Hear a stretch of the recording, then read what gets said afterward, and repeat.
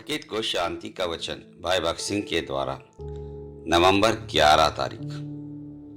क्योंकि मैंने ये ठान लिया था कि तुम्हारे बीच यीशु मसीह वरन क्रूस पर चढ़ाए हुए मसीह को छोड़ और किसी बात को न जानूं।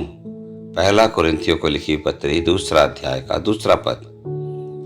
प्रेरित पौलुस ने पहले कुरिन्थियों की पत्री में 2 प्रकार के विश्वासियों का वर्णन किया है। 3 अध्याय पहले पद में आध्यात्मिक विश्वासियों और शारीरिक विश्वासियों के बारे में कहता है। विश्वासी जो परमेश्वर की बातों में बालक बने रहते हैं, शारीरिक विश्वासी कहलाते हैं। जो परमेश्वर की बातों में बढ़ते हैं, वे आत्मिक विश्वासी कहलाते हैं। कई विश्वासियों के लिए परमेश्वर का वचन शक्ति और सामर्थ्य के साथ आता है, फिर भी वे आध्यात्मिक रूप से बहुत दुर्बल रहते हैं। प्रेरित पौलुस ने उन्हें शारीरिक विश्वासी या आत्मिक बालक कहा है। ऐसे लोगों में कलह, फूट और विभाजन की भावनाएं होगी।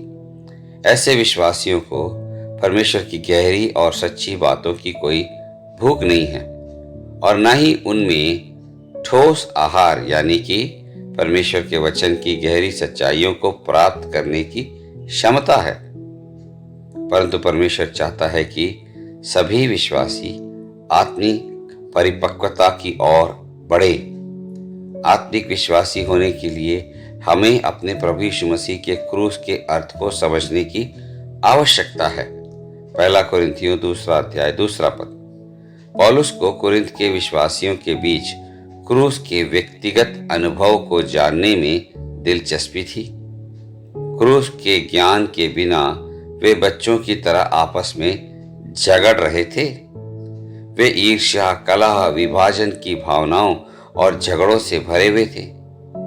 इसीलिए पौलुस ने कहा कि वह प्रभु यीशु मसीह के क्रूस के उनके अनुभव के बारे में जानना चाहता है। केवल शब्द और वचन आध्यात्मिक विकास के लिए पर्याप्त नहीं है। हमें अपने अंदर प्रभु यीशु मसीह के क्रूस की शक्ति को ग्रहण करना है। प्रभु यीशु मसीह ने 3 साल तक कई चमत्कार किए, लेकिन वे भी जो उसके द्वारा चंगे हो गए थे, अंत में यही चिल्ला रहे थे कि उसे क्रूस पर चढ़ाओ, उसे क्रूस पर चढ़ाओ।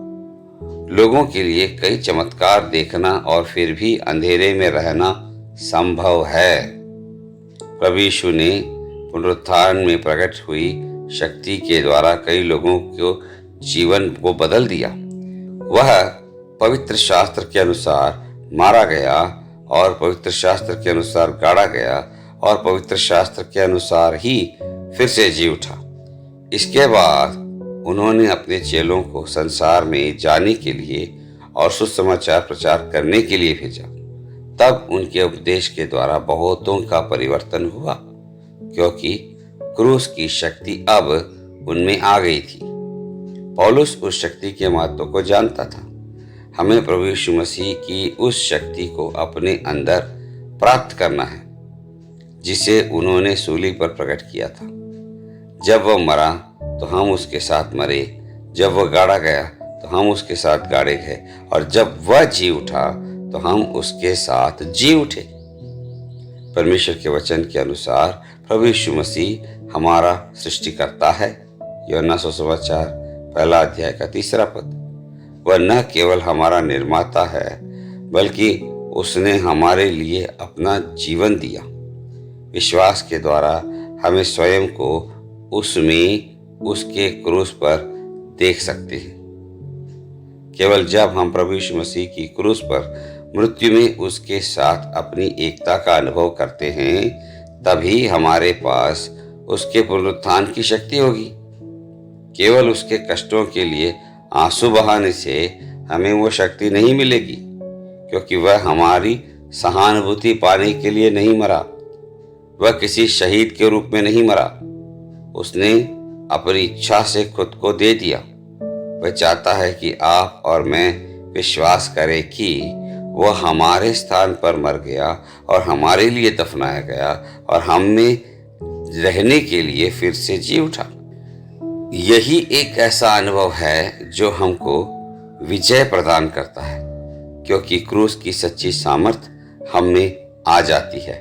पहला कुरिन्थियों पहला अध्याय 18 पद में हमें बदलने और हमें विजय की ओर ले जाने की शक्ति प्रभु यीशु मसीह के क्रूस के माध्यम से हमारे अंदर आ सकती है, और यह हमें आध्यात्मिक विश्वासी बनाएगी। तब पवित्र आत्मा भी हम में स्वतंत्र रूप से कार्य करेगा। पहला कुरिन्थियों तीसरा अध्याय 16 में पौलुस कहता है, परमेश्वर का आत्मा तुम में वास करता है। जब पवित्र आत्मा हम में आ जाता है और पूरी तरह से हम पर नियंत्रण ले लेता है, तो हम आध्यात्मिक व्यक्ति बन जाते हैं।